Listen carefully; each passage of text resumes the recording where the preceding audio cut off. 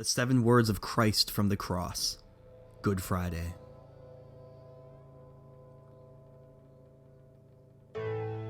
As they went out, they found a man of Cyrene, Simon by name. They compelled this man to carry Jesus' cross. And when they came to a place called Golgotha, which means place of the skull, they offered him wine to drink mixed with gall. But when he tasted it, he would not drink it. And when they had crucified him, they divided his garments among them by casting lots. Then they sat down and kept watch over him there. Over his head, they put the charge against him which read, "This is Jesus, the King of the Jews." And then 2 robbers were crucified with him, one on the right and one on the left. And those who passed by derided him, wagging their heads and saying, "You who would destroy the temple and rebuild it in 3 days, save yourself. If you are the Son of God, come down from the cross." So also the chief priests, with the scribes and elders, mocked him, saying, "He saved others, but he cannot save himself. He is the King of Israel. Let him come down now from the cross, and we will believe in him. He trusts in God. Let God deliver him now, if he desires him. For he said, 'I am the Son of God.'" And the robbers who were crucified with him also reviled him in the same way.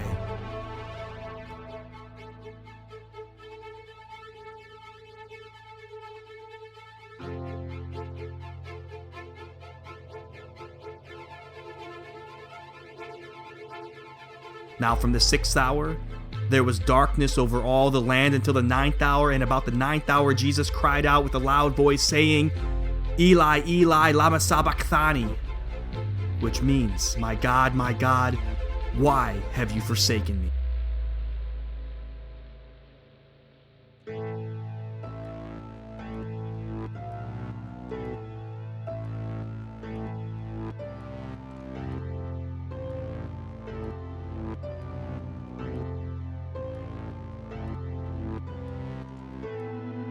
And some of the bystanders hearing it said, "This man is calling Elijah."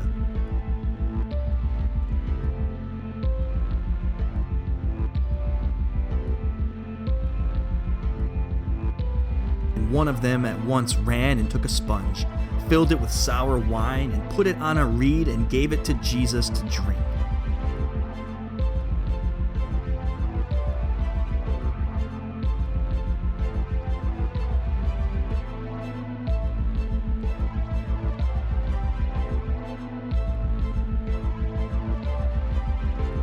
The others standing by who saw this said, "Wait, let us see whether Elijah will come to save him or not."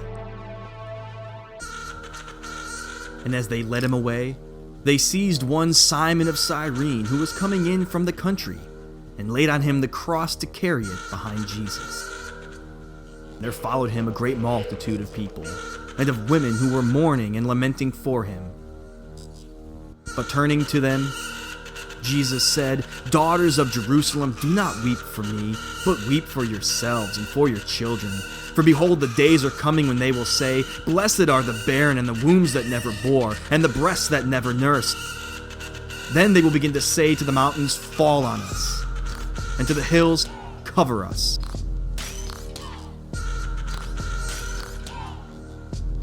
For if they do these things when the wood is green, what will happen when it is dry?" 2 others who were criminals were led away to be put to death with him. And when they came to the place that is called the Skull, there they crucified him and the criminals, one on his right and one on his left. And Jesus said, "Father, forgive them, for they know not what they do." And they cast lots to divide his garments. And the people stood by watching. And the rulers scoffed at him, saying, "He saved others. Let him save himself if he is the Christ of God, his chosen one." The soldiers also mocked him, coming up and offering him sour wine and saying, "If you are the King of the Jews, save yourself." There was also an inscription over him, which read, "This is the King of the Jews."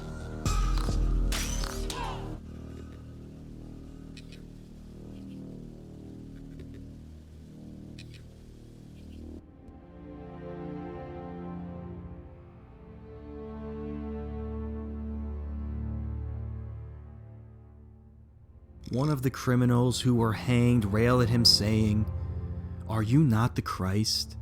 Save yourself and us."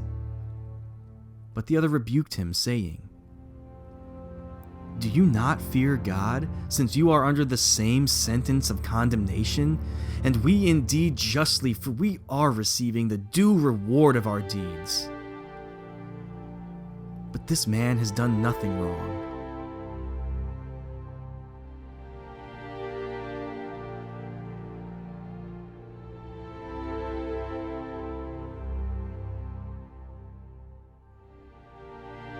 And he said, "Jesus, remember me when you come into your kingdom." Jesus said to him, "Truly I say to you today, you will be with me in paradise."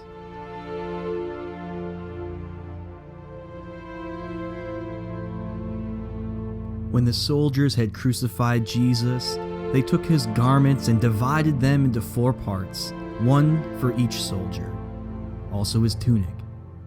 But the tunic was seamless, woven in one piece from top to bottom. And so they said to one another, "Let us not tear it, but cast lots for it to see whose it shall be." This was to fulfill the scripture which says, "They divided my garments among them, and for my clothing they cast lots." So the soldiers did these things. But standing by the cross of Jesus were his mother and his mother's sister, Mary the wife of Clopas, and Mary Magdalene. When Jesus saw his mother and the disciple whom he loved standing nearby, he said to his mother, "Woman, behold your son." Then he said to the disciple, "Behold your mother." And from that hour the disciple took her into his own home.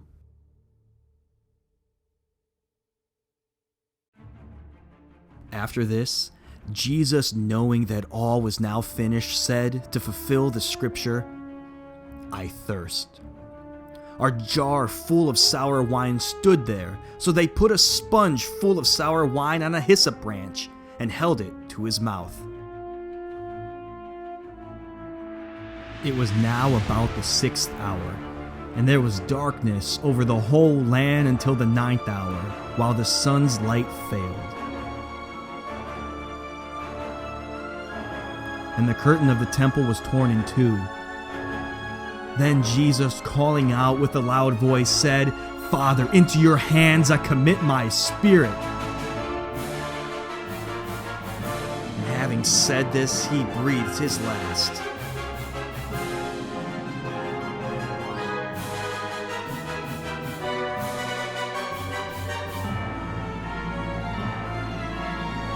Now when the centurion saw what had taken place, he praised God, saying, "Certainly this man was innocent."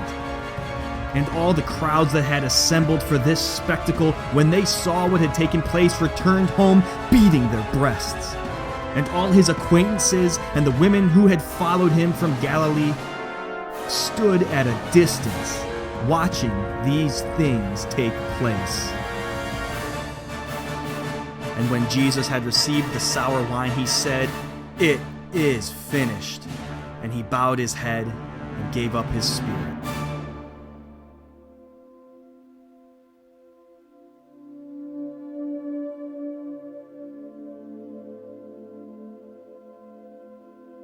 Since it was the day of preparation, and so that the bodies would not remain on the cross on the Sabbath, for the Sabbath was a high day, the Jews asked Pilate that their legs might be broken and that they might be taken away. So the soldiers came and broke the legs of the first and of the other who had been crucified with Jesus. But when they came to Jesus and saw that he was already dead, they did not break his legs. But one of the soldiers pierced his side with a spear, and at once there came out blood and water. He who saw it has borne witness. His testimony is true, and he knows that he is telling the truth, that you also may believe. For these things took place that the scriptures might be fulfilled. Not one of his bones will be broken. And again, another scripture says, they will look on him whom they have pierced. After these things, Joseph of Arimathea, who was a disciple of Jesus but secretly for fear of the Jews, asked Pilate that he might take away the body of Jesus. And Pilate gave him permission. And so he came and took away his body. Nicodemus also, who earlier had come to Jesus by night, came bringing a mixture of myrrh and aloes, about 75 pounds in weight. So they took the body of Jesus and bound it in linen cloths with the spices, as is the burial custom of the Jews. Now in the place where he was crucified there was a garden, and in the garden a new tomb in which no one yet had been laid.